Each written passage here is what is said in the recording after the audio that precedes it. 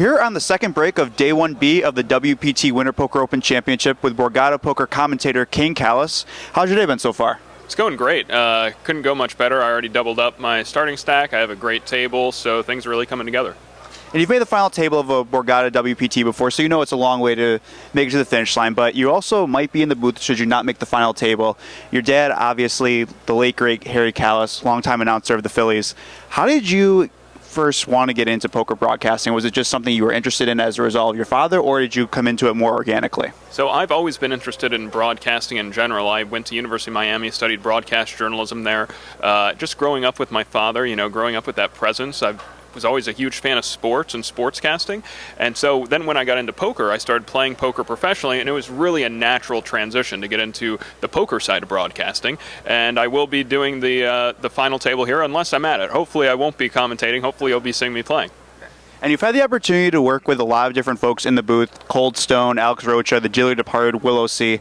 What do you think makes for a good dynamic in the poker booth?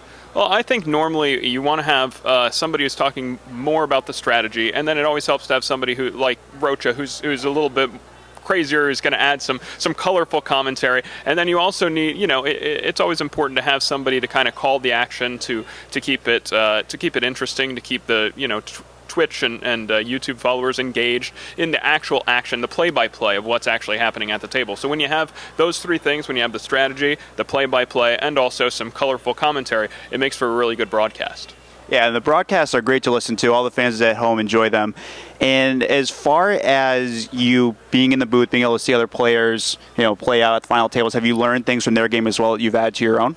I have, for sure. Maybe less learning things, taking things from other players, and more kind of learning what other people tend to be doing, so I can tailor my game to really exploit certain tendencies that I think are suboptimal in the players that I'm viewing at the final table. There are certain plays that I'll see sometimes that are just like, whoa, I would have never expected him to make this fold, or him to make this call, or him to raise with this type of hand. And when I see things like that, coming from an online background where it's more, you can pretty much expect what the other regulars are going to do, and they're playing based on game theory, and then I'm like, wow, there are some spots that I'm really not exploiting in these tournaments, and then next time I go play them, I try to incorporate spots like that. It's always hard to know who's going to do that and in what situations, but I try to, internalize that and apply it to my own game.